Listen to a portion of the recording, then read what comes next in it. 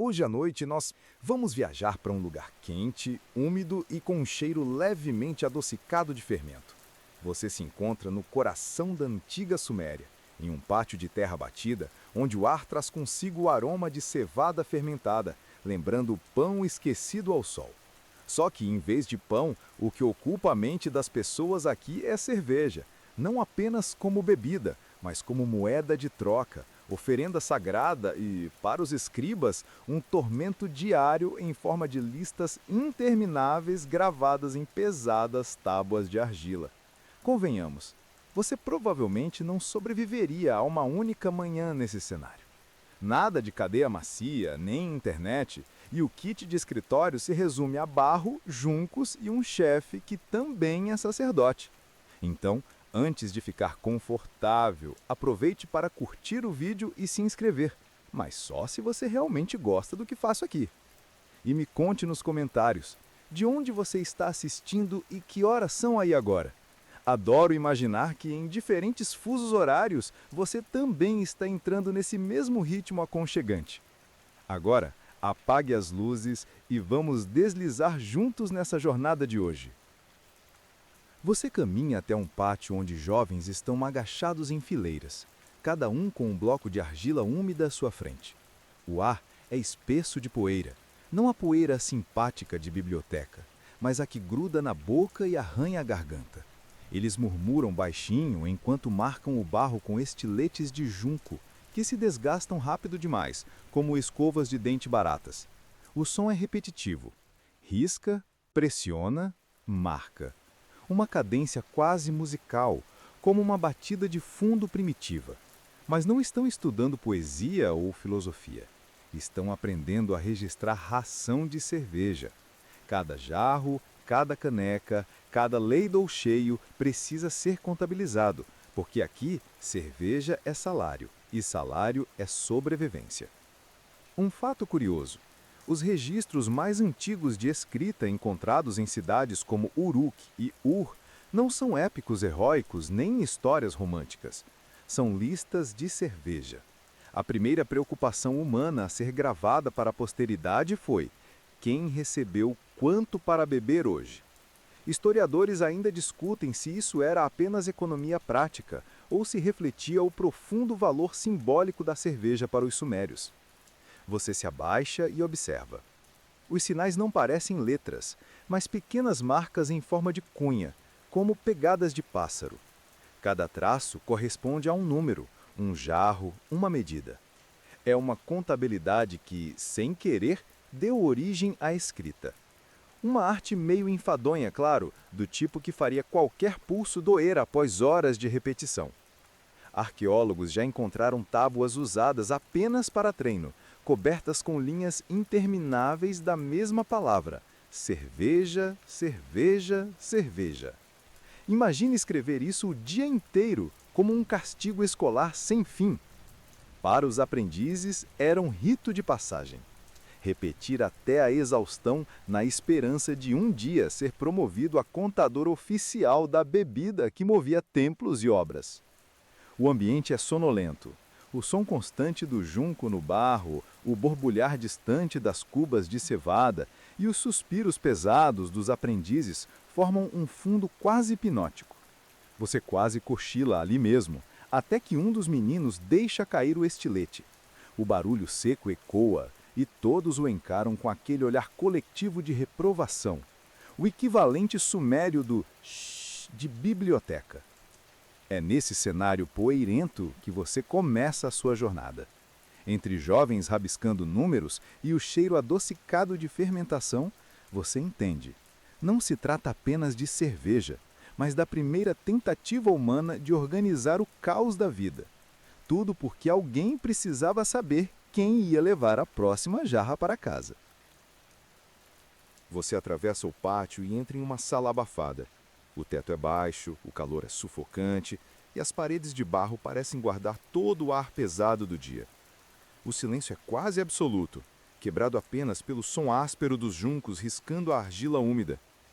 Você sente o cheiro de terra molhada misturado ao leve odor de fumaça vinda das tochas que iluminam o ambiente. Não há janelas, Apenas pequenas aberturas no alto deixam entrar um fio tímido de luz. Os aprendizes estão enfileirados em bancos estreitos, curvados sobre as tábuas que descansam em suportes improvisados. A cena lembra uma sala de aula, só que sem livros, sem papel e sem aquele aluno que sempre pede para ir ao banheiro.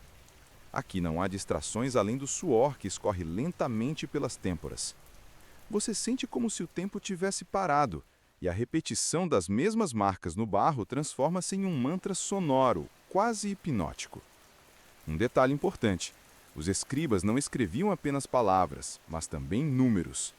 O sistema era complexo, baseado em diferentes tipos de marcas para diferentes medidas. E cada marca precisava ser uniforme.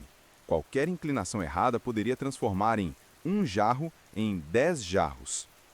Historiadores ainda discutem se esses aprendizes compreendiam de fato a matemática que repetiam, ou se decoravam mecanicamente, como quem copia uma receita sem saber o gosto. Você observa um mestre andando pela sala, as mãos para trás, o olhar severo.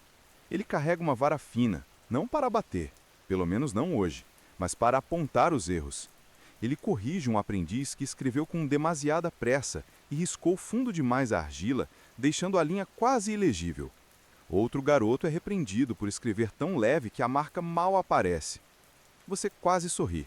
Parece a eterna reclamação de professores de caligrafia, só que aqui, em vez de melhore sua letra, faça seu cunho parecer um cunho de verdade.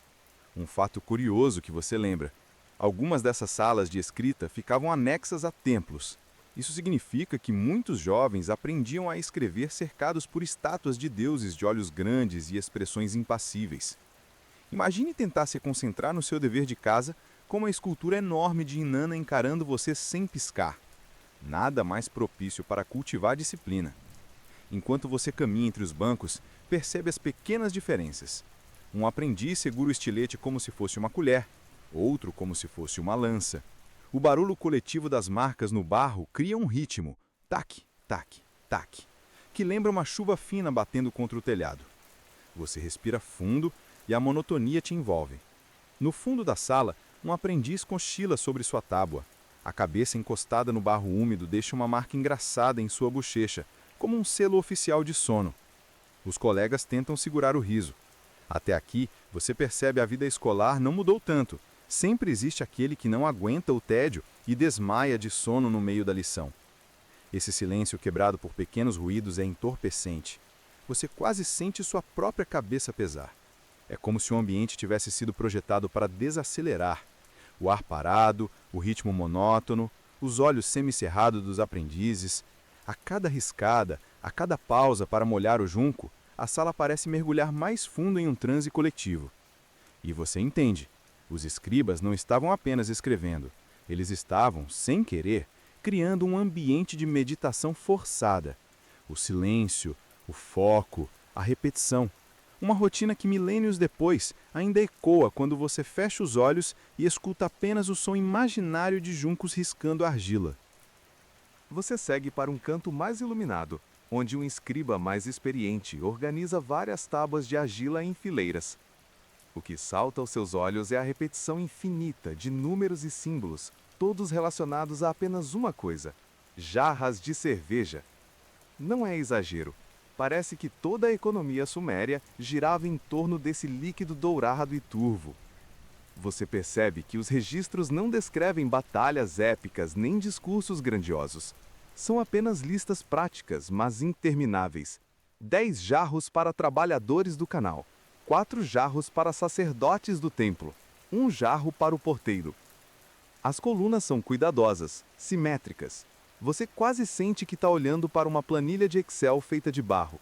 Só que, ao invés de fórmulas automáticas, havia dedos calejados e paciência infinita.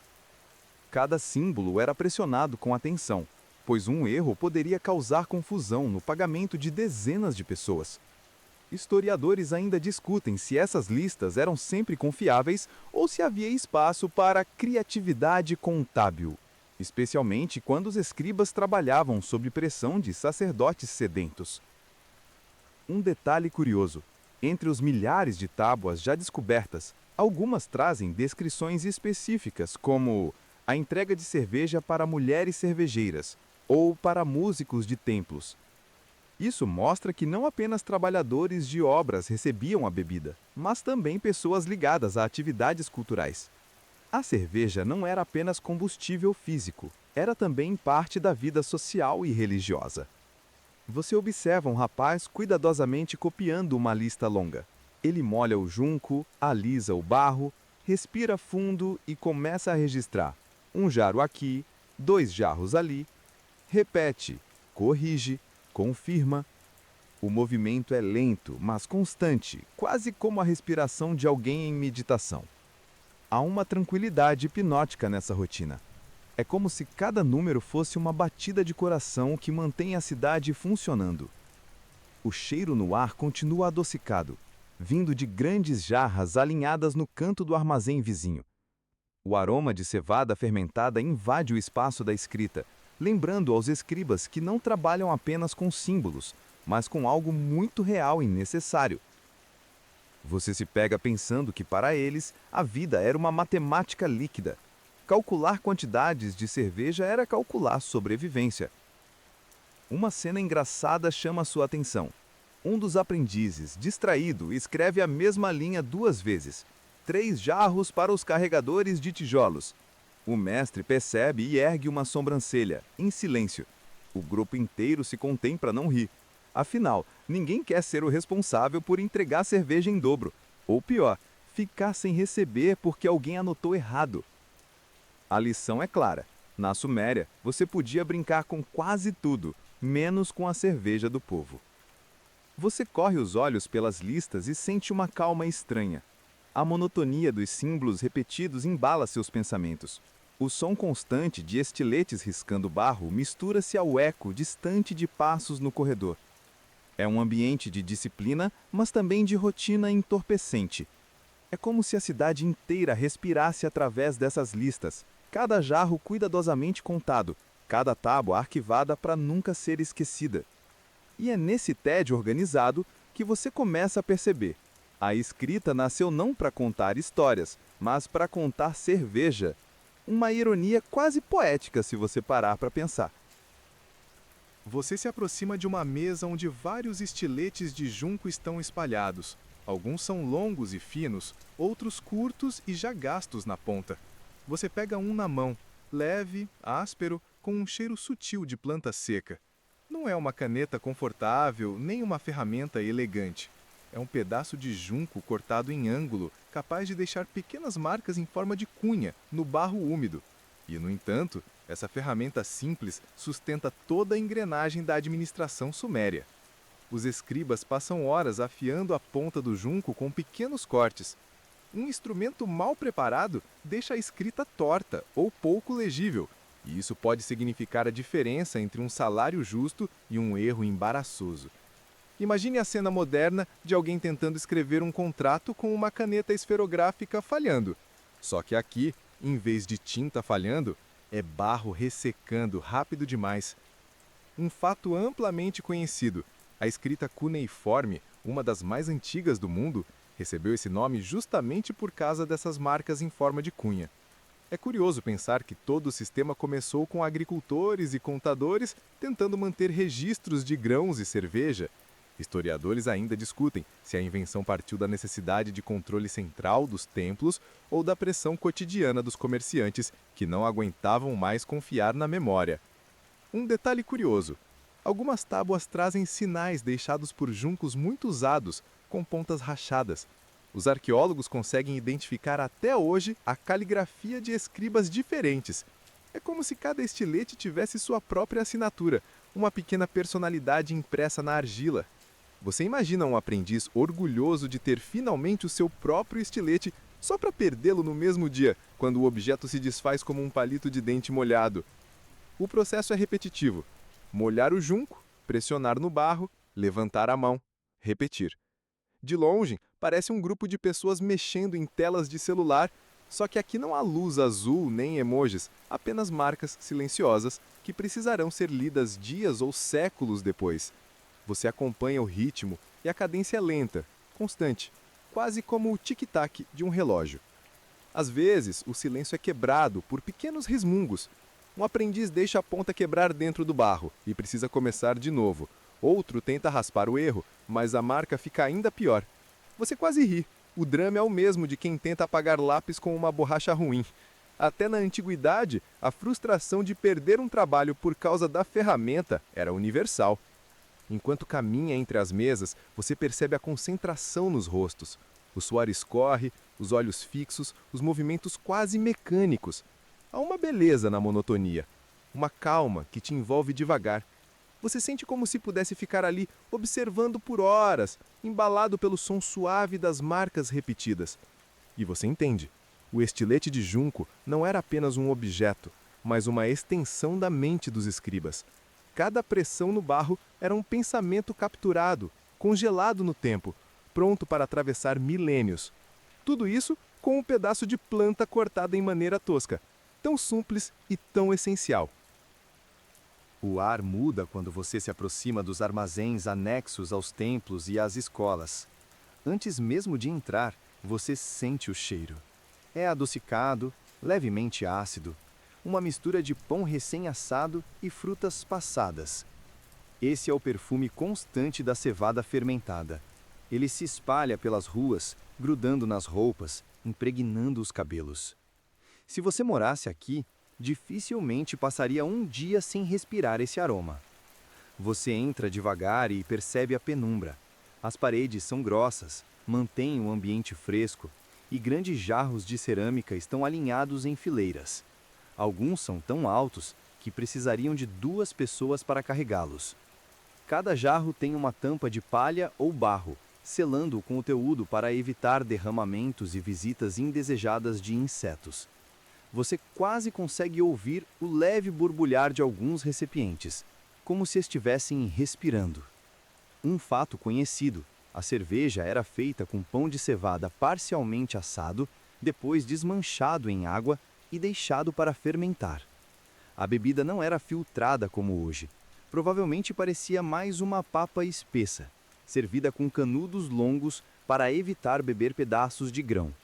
Historiadores ainda discutem se a cerveja suméria era realmente alcoólica no sentido moderno, ou se era mais nutritiva do que inebriante, uma espécie de vitamina líquida de cevada. Curiosamente, inscrições mostram que até as crianças bebiam pequenas porções. Para nós pode soar estranho, mas para eles era alimento, não vício. O líquido levava calorias, vitaminas, energia. E, claro, substituía a água em alguns casos, já que a fermentação tornava a bebida mais segura do que certos poços duvidosos. Você observa trabalhadores despejando cevada em grandes tigelas, mexendo com pás de madeira. O barulho é rítmico, grãos deslizando, madeira batendo, água sendo jogada.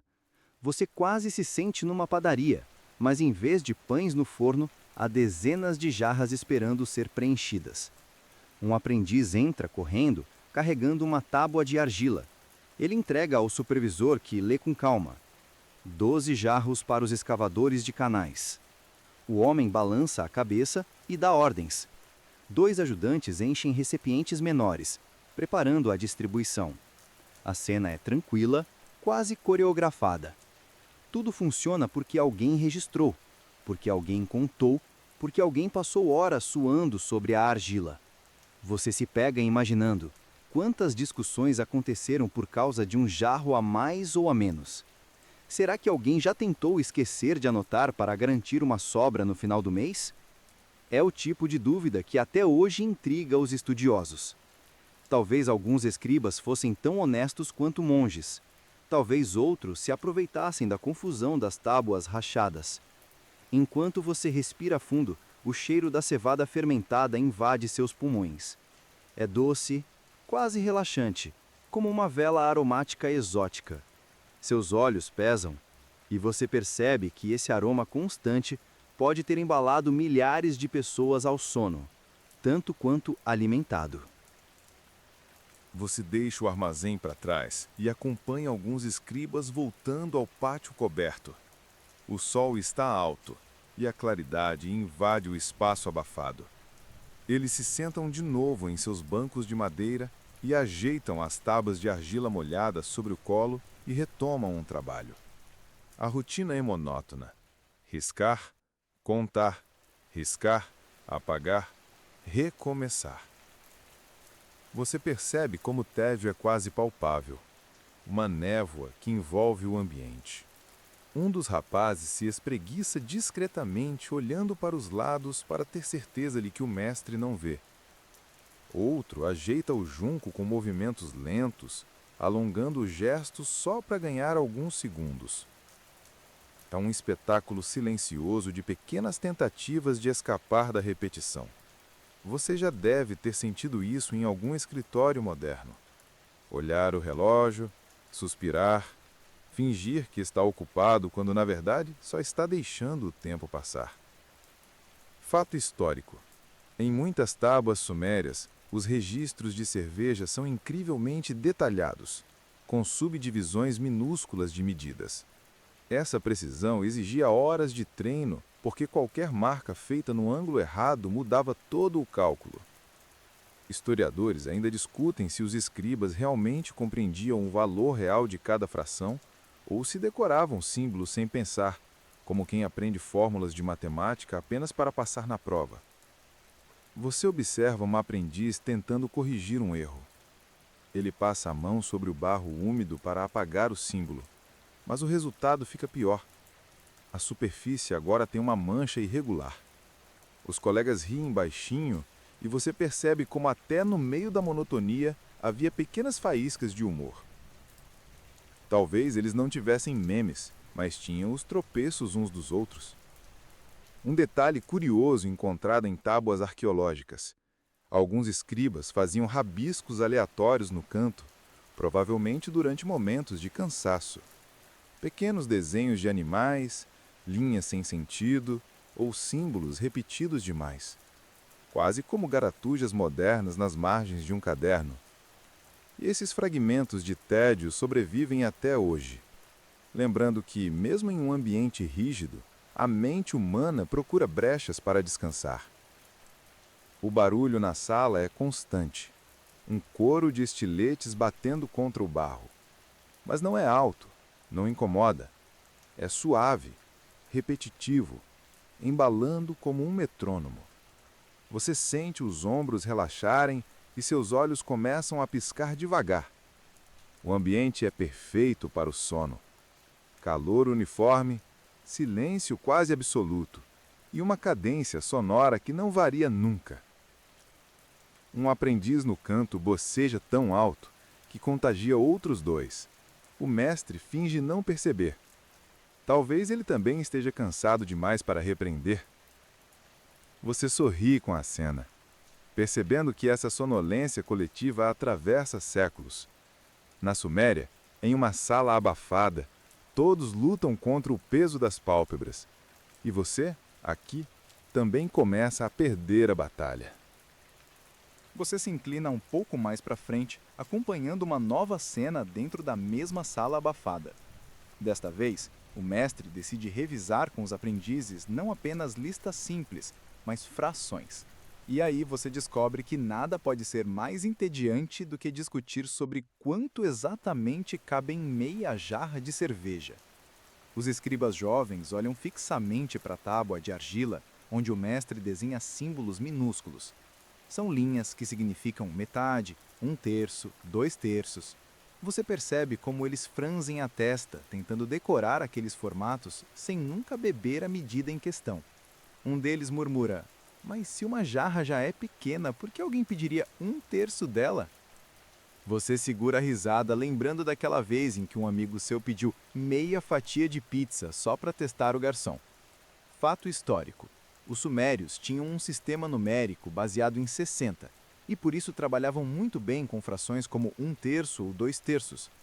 Essa herança é tão duradoura que ainda hoje dividimos uma hora em 60 minutos. Só que, para um aprendiz sonolento, isso não é nada inspirador. Ele não sabe que está criando as bases para o relógio do seu celular. Ele só sabe que precisa lembrar se esse símbolo significa 20 litros ou apenas 10. Um detalhe curioso encontrado em tabuinhas antigas. Algumas listam frações absurdas, como os 5/6 de uma jarra de cerveja. Isso levanta um debate acadêmico. Historiadores ainda discutem se essas subdivisões realmente eram usadas no cotidiano ou se eram apenas exercícios de treino, inventados por mestres sádicos para torturar alunos. Afinal, você já tentou imaginar alguém servindo 5/6 de uma caneca? Seria o equivalente a pedir no bar: me traz 3/4 de chopp, mas deixa um dedo de espuma de lado. Enquanto isso, você acompanha o ritmo lento da sala. O mestre repete a mesma explicação pela terceira vez. Os aprendizes olham para ele, depois para as tábuas, e voltam a riscar com estiletes de junco.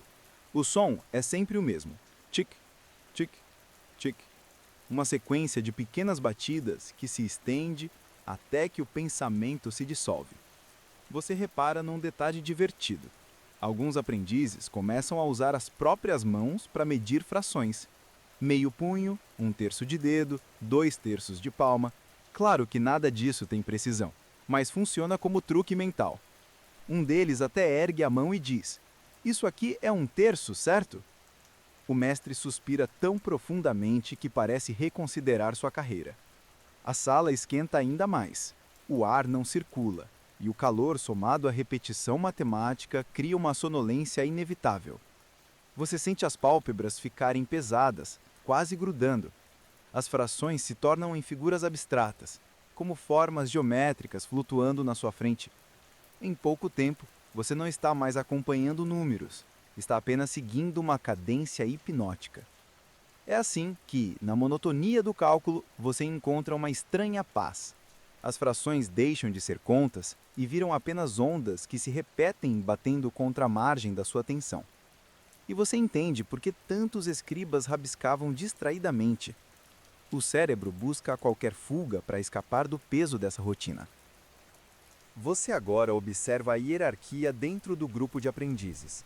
Não é algo óbvio à primeira vista, mas prestando atenção, você percebe pequenas sutilezas. Quem entrega as tábuas para o mestre, quem pega os juncos, quem organiza as argilas. Cada gesto determina um nível de responsabilidade, e cada posição é conquistada com tempo e paciência. Você se sente como um visitante de uma pequena sociedade complexa, onde cada movimento tem significado, mesmo que pareça insignificante. Fato histórico. Os escribas mais jovens começavam como auxiliares, limpando tábuas e carregando água para o barro, antes de progredir para escrever símbolos simples. Eventualmente, podiam registrar listas mais complexas, e alguns chegavam a escrever para templos importantes ou para reis. Historiadores ainda discutem se essa hierarquia era rígida ou se havia flexibilidade, permitindo que um aprendiz talentoso avançasse mais rápido que outros. Um detalhe curioso: em algumas inscrições, há menções a recompensas simbólicas para os jovens que se destacavam. Um aprendiz podia receber pequenas porções extras de cerveja, ou até um elogio discreto do mestre, algo que valia muito em termos de prestígio interno. Você imagina a felicidade silenciosa de quem ganhava um dedinho a mais de líquido dourado? A prova de que esforço e paciência traziam benefícios, mesmo em algo tão mundano quanto marcar cerveja. Você caminha entre eles observando as diferenças de postura. Alguns jovens sentam eretos, cuidadosamente inclinando o corpo sobre a tábua. Outros se recostam de forma relaxada, quase dormindo em pé. A diversidade de estilos revela personalidades variadas, mesmo dentro de uma rotina extremamente regulada. O mais interessante é notar como cada um encontra pequenas maneiras de se sentir no controle de seu trabalho. Ajustar argila, segurar o junco de um jeito diferente, até murmurar pequenas canções para manter a mente alerta. Um detalhe engraçado surge quando você nota um aprendiz tentando impressionar outro com sua habilidade em riscar símbolos rapidamente. Ele escreve tão depressa que acaba borrando uma linha inteira, provocando risadas abafadas de colegas. A lição é clara: a pressa raramente combina com precisão. E no fundo, você se lembra de quantas vezes já tentou acelerar tarefas simples e acabou criando mais problemas. O ambiente mantém um ritmo constante, quase meditativo. Cada gesto, cada riscada no barro, reforça a sensação de estabilidade. É como se o mundo lá fora não existisse e tudo que importasse fosse a ordem perfeita das listas de cerveja. Você respira fundo, sentindo que essa monotonia controlada, apesar de tediosa, oferece uma calma quase reconfortante. Enquanto observa a hierarquia e os pequenos rituais de status, você percebe um detalhe sutil. A paciência é valorizada mais que a rapidez. O aprendiz que mantém uma mão firme e um olhar atento é mais respeitado que aquele que termina tudo primeiro. E você começa a entender que a paciência, o silêncio e o ritmo repetitivo não apenas ensinam contabilidade antiga, mas também treinam a mente para resistir à inquietação. Assim, a hierarquia, embora sutil, cria um fluxo que mantém o grupo unido, quase como uma dança silenciosa, onde cada passo importa. Você sente que esse ritmo, repetitivo e previsível, é exatamente o que transforma uma rotina entediante em algo quase meditativo, capaz de acalmar pensamentos inquietos e preparar para um descanso tranquilo. Você segue caminhando pelo pátio e percebe um grupo menor de aprendizes reunidos em torno de uma tábua particularmente grande. Ela parece diferente das demais, mais pesada, com marcas profundas e sinais que indicam medidas pouco usuais de cerveja. O mestre explica que esta tábua é destinada a registros especiais, como festivais ou grandes eventos nos templos. Cada marca tem que ser impecável, porque qualquer erro seria notado por sacerdotes e administradores. Fato histórico: os sumérios registravam cerveja não apenas para consumo cotidiano, mas também para rituais religiosos. Alguns festivais exigiam quantidades específicas para oferendas a deuses como Ninkasi, a deusa da cerveja. Historiadores ainda discutem se essas proporções eram exatas ou se a divindade aceitava pequenas variações, o que sugere que os registros podem ter misturado prática e simbologia. Curiosamente, alguns desses registros incluem anotações que parecem comentários pessoais. Cerveja extra para o músico que cantou mal, mas com boa intenção. Ou jarros reservados para convidados especiais, não se confundir. Isso mostra que, mesmo em registros sérios, havia espaço para a humanidade, ironia e pequenas histórias escondidas entre os números. Você observa os aprendizes trabalhando na tábua grande. Um deles molha o junco e pausa, olhando para os símbolos, talvez se perguntando se está fazendo certo. Outro bate levemente no barro para alisar antes de escrever, como se limpasse o caminho para a próxima marca. Há algo hipnótico nesses pequenos gestos, quase como um ritual silencioso que combina técnica e paciência. Um detalhe engraçado surge quando um aprendiz tenta medir um jarro e escorrega, derrubando um pouco de cerveja ao lado. O mestre suspira, mas não ri. No entanto, os colegas mal contêm o sorriso. Você percebe que, mesmo em um ambiente austero e controlado, a vida encontra pequenas brechas para o humor e leveza.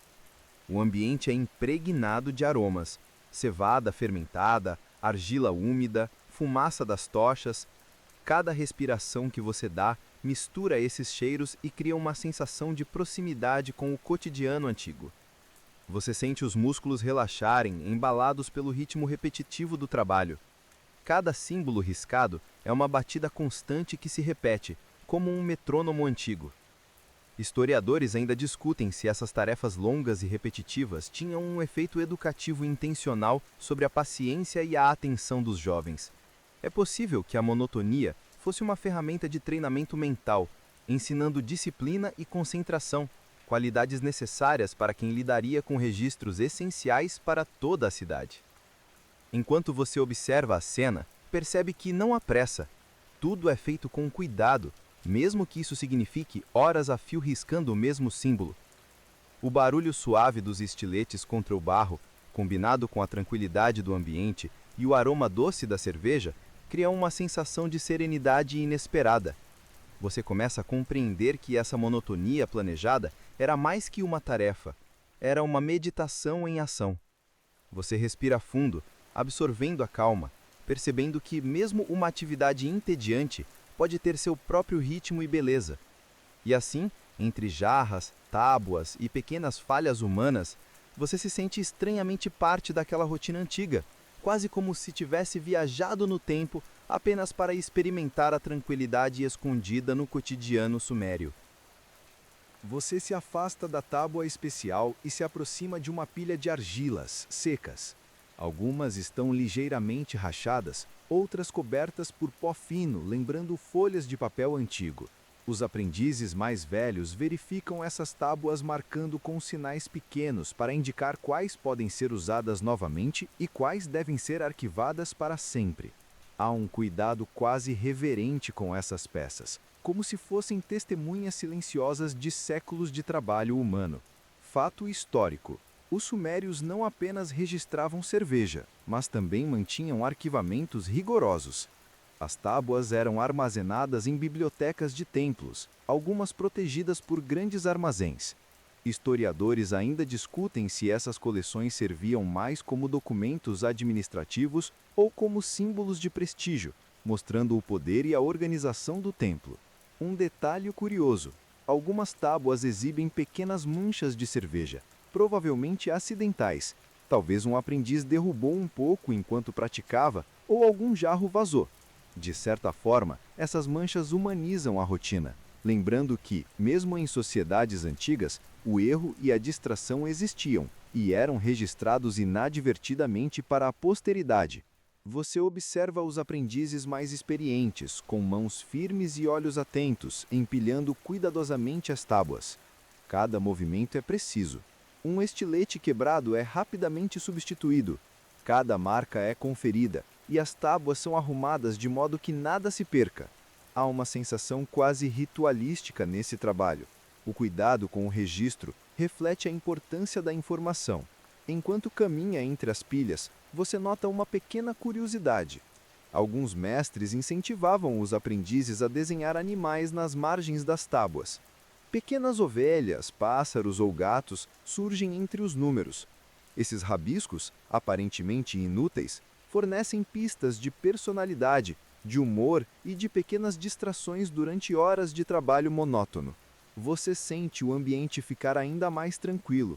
O calor da tarde combina com o silêncio controlado.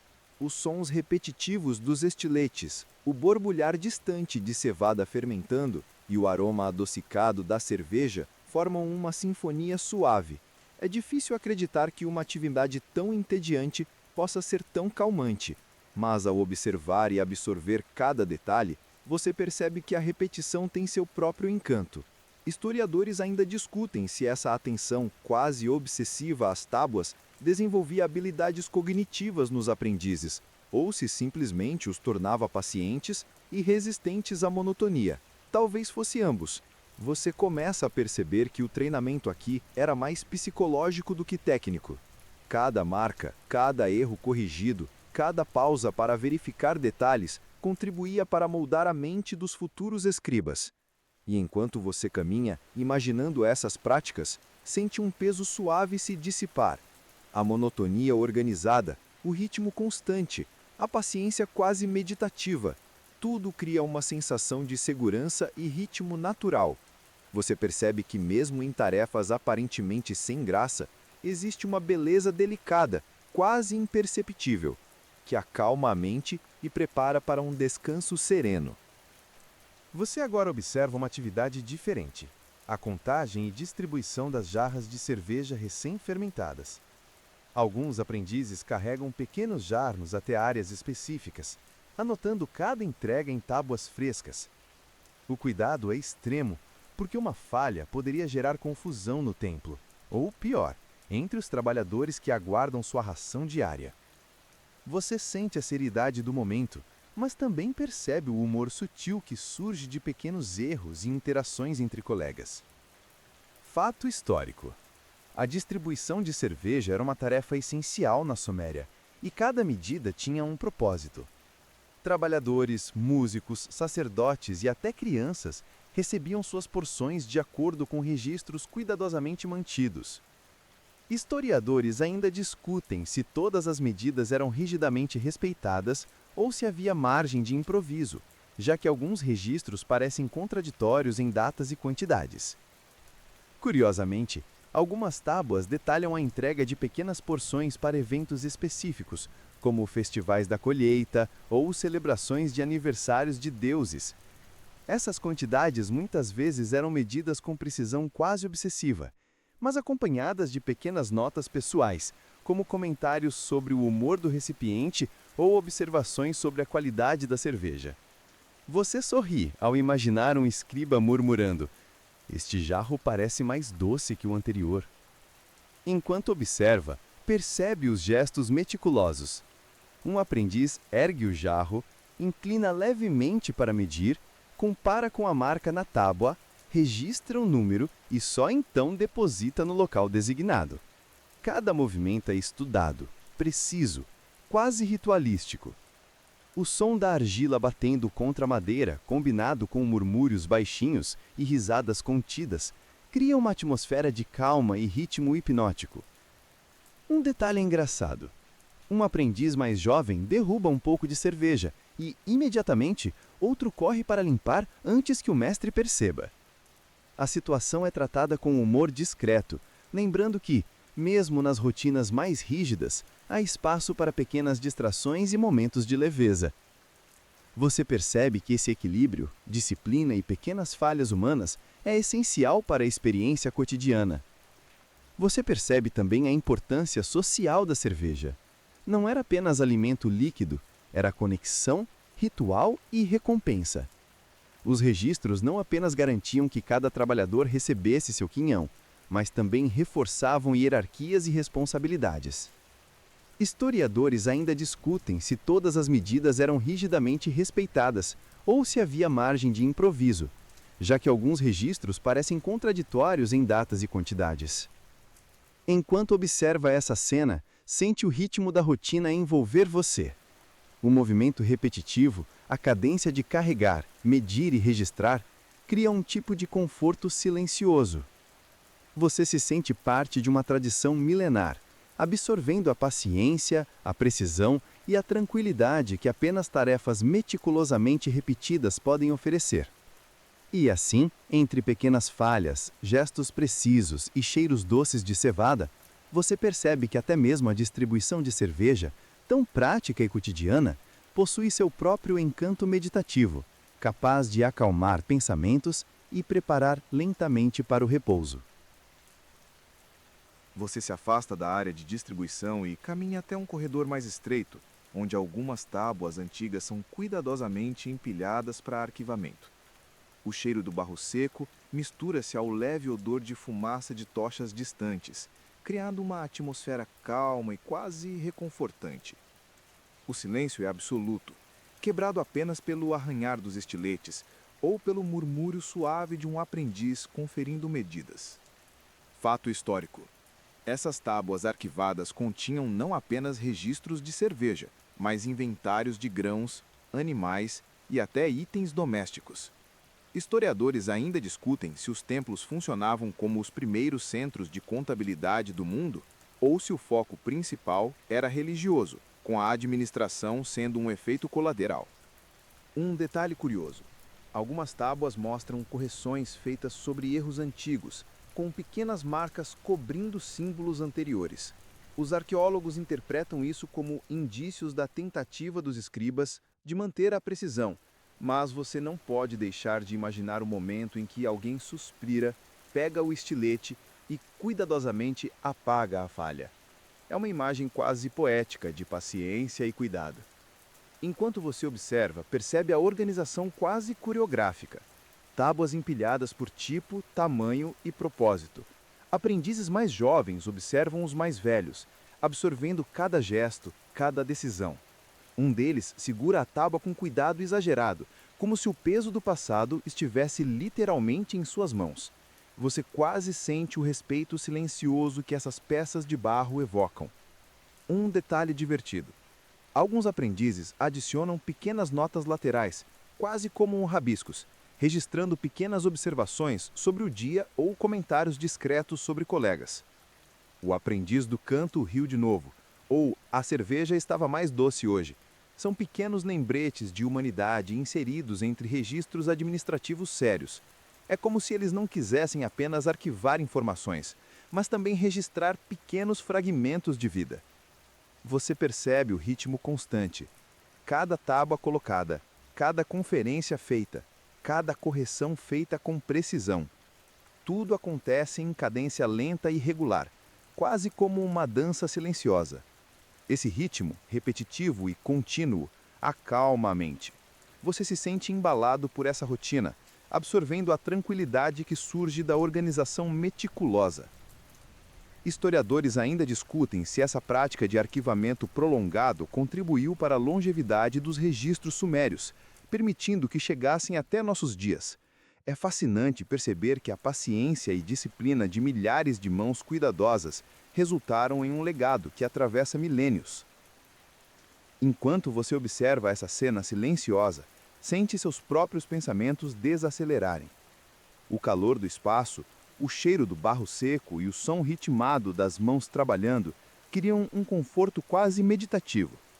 Você entende que a monotonia, a repetição e a atenção aos detalhes podem ser extremamente reconfortantes quando apreciadas em silêncio. Você agora se move para a área onde os registros antigos são comparados com os novos. Alguns escribas verificam se as quantidades de cerveja anotadas anteriormente correspondem ao que foi realmente distribuído. O processo é meticuloso. Um símbolo fora do lugar pode gerar inconsistências, e mesmo que ninguém se aborreça com um erro pequeno, a disciplina no registro é considerada um valor importante. Fato histórico. Registros duplicados eram comuns na Suméria para garantir a precisão. Historiadores ainda discutem se essa duplicação servia apenas como método de conferência ou se tinha também um propósito ritual, protegendo os templos contra má sorte ao registrar os bens sagrados. Um detalhe curioso. Algumas tábuas mostram pequenas adições feitas por escribas entediados, como desenhos de animais ou símbolos imaginários. É um lembrete de que, mesmo em tarefas repetitivas, a criatividade encontra espaço, ainda que sutil. Você se pega sorrindo ao imaginar um gato curioso observado por um escriba entre uma linha e outra de cerveja. Enquanto o observa, nota a calma silenciosa entre os jovens aprendizes. Eles murmuram pequenas perguntas, trocam olhares, mas tudo acontece de maneira contida. A atmosfera é quase meditativa, com cada gesto cuidadosamente executado. O som de estiletes contra a argila cria uma cadência ritmada, quase como um metrônomo que embala pensamentos e acalma a mente. Um detalhe engraçado. Um aprendiz tenta copiar rapidamente um símbolo complicado e erra. O colega ao lado dá uma risadinha discreta, mas logo retorna ao trabalho sem fazer alarde. Você percebe que o humor, ainda que sutil, é parte importante do cotidiano, ajudando a suavizar a monotonia e a manter a paciência. Você também nota que os registros antigos tinham pequenas peculiaridades de caligrafia. Cada escriba imprimia seu estilo, como uma assinatura sutil. Historiadores ainda discutem se essa personalização era intencional para distinguir quem havia escrito o registro ou se simplesmente refletia hábitos individuais. De qualquer forma, essas marcas humanas tornam cada tábua única, apesar da repetição quase infinita de números e símbolos. Enquanto você observa o processo, sente o ritmo constante embalar seus próprios pensamentos. O calor suave do espaço, o cheiro de argila e cevada e o som repetitivo dos estiletes criam uma sensação de conforto. Você entende que a monotonia cuidadosamente estruturada tem um efeito hipnótico, preparando lentamente a mente para relaxar. E assim, entre conferências, rabiscos criativos e pequenos erros humanos, você percebe que a paciência, a atenção aos detalhes e a cadência repetitiva da rotina dos escribas formam um tipo de tranquilidade que atravessa milênios, capaz de acalmar até o visitante mais distraído. Você agora acompanha um grupo de escribas mais velhos ensinando técnicas avançadas de registro. Eles mostram como usar diferentes ângulos do estilete para criar marcas específicas, garantindo clareza mesmo em símbolos complexos. Cada movimento é repetido várias vezes, até que a mão se torne firme e automática. Você percebe que a prática prolongada transforma o tédio em habilidade e a paciência em precisão quase artística. Fato histórico: os escribas sumérios dedicavam anos de aprendizado para dominar a escrita cuneiforme. Historiadores ainda discutem se o treinamento era mais voltado para a eficiência administrativa ou para garantir que a informação fosse registrada de forma sagrada, sem erros que pudessem perturbar rituais ou cerimônias. Um detalhe curioso: algumas tábuas mostram pequenas marcas que parecem assinaturas de mestres, indicando que supervisionaram a tábua. É como um selo de aprovação silencioso, uma marca de orgulho e autoridade. Você imagina a satisfação do mestre ao colocar esse pequeno símbolo, sabendo que sua orientação ajudou a preservar a informação para gerações futuras. Enquanto observa, percebe a leveza com que os jovens absorvem cada ensinamento. Alguns se inclinam, outros murmuram perguntas discretas. Há um ritmo natural, uma cadência de observação, prática e correção que mantém a mente focada e, paradoxalmente, tranquila. O som constante dos estiletes contra o barro cria um ambiente quase ASMR, acalmando seus pensamentos e preparando você para o descanso. Um detalhe divertido: um aprendiz tenta imitar exageradamente o gesto do mestre, levantando o braço de maneira dramática para arriscar a tábua.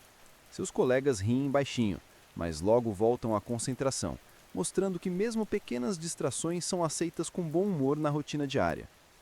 Você percebe também que cada gesto repetido com cuidado fortalece a memória e a disciplina. Historiadores ainda discutem se a repetição prolongada funcionava mais como treinamento cognitivo ou como meditação prática. Você, observando silenciosamente, sente a calmaria que a rotina proporciona, quase como se o próprio tempo desacelerasse.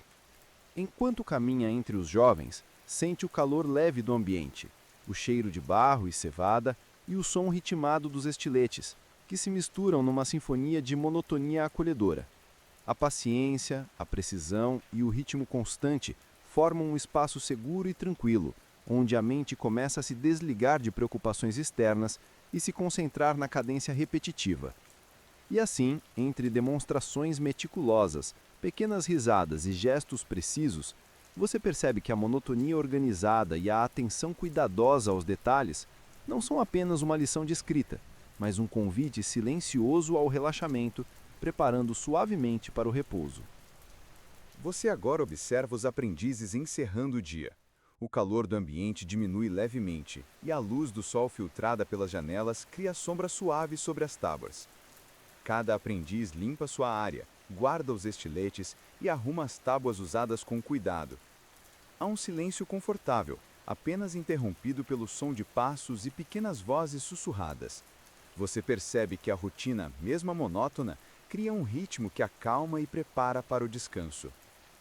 Fato histórico: ao final de cada dia, os escribas conferiam os registros e guardavam as tábuas em locais específicos do templo.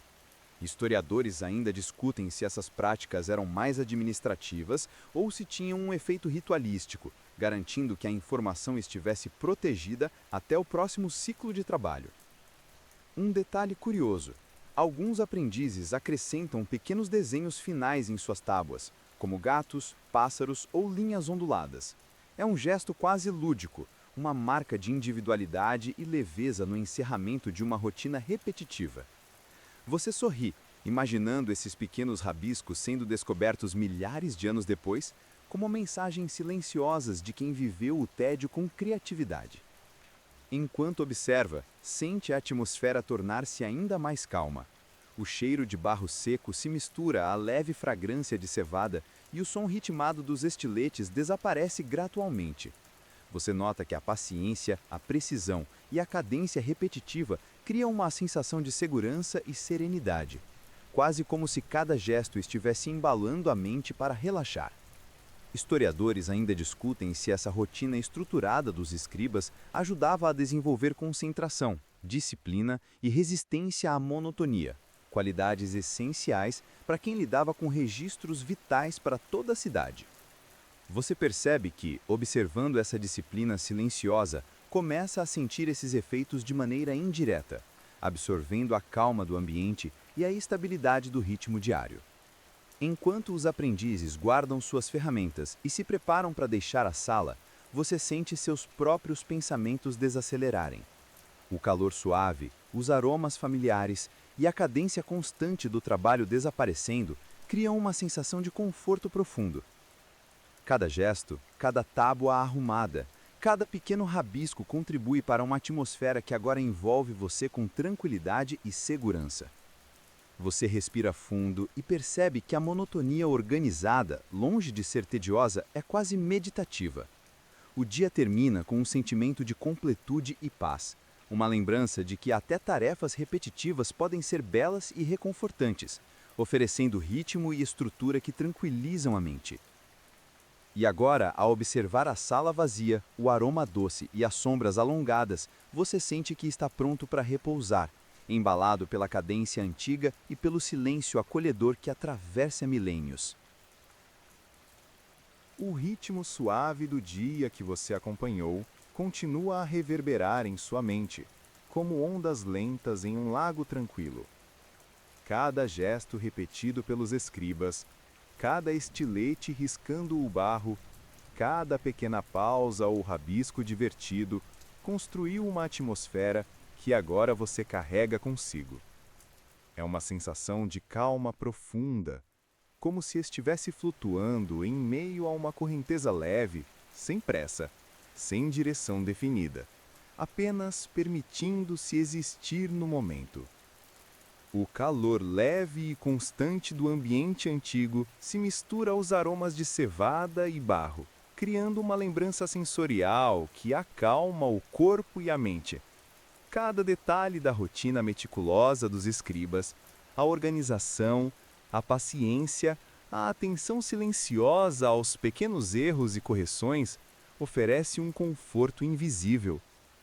Você percebe que, mesmo em tarefas aparentemente simples ou tediosas, há beleza e serenidade, se apenas permitir-se observar com atenção. Seus pensamentos começam a desacelerar naturalmente, cada respiração tornando-se mais profunda e tranquila. Você sente os músculos relaxarem, os ombros caírem levemente, os olhos ficarem pesados. Há segurança no ritmo constante, nas repetições suaves, nas pequenas marcas humanas deixadas ao longo do tempo. É como se, ao acompanhar esses antigos gestos, você tivesse recebido uma lição silenciosa de paciência e serenidade. Agora, envolto por essa sensação de calma e continuidade, você pode se permitir deixar os pensamentos se dissolverem lentamente. Cada imagem, cada cheiro, cada som suave que imaginou cria um cobertor de tranquilidade ao seu redor. Você está seguro, confortável e o mundo parece silencioso e gentil. Permaneça nesse estado por alguns instantes, permitindo que a respiração e a mente desacelerem, preparando o corpo para o descanso. O tempo aqui é lento, o ambiente acolhedor e cada sensação que você experimentou se transforma em um conforto duradouro, convidando suavemente para o repouso profundo e tranquilo.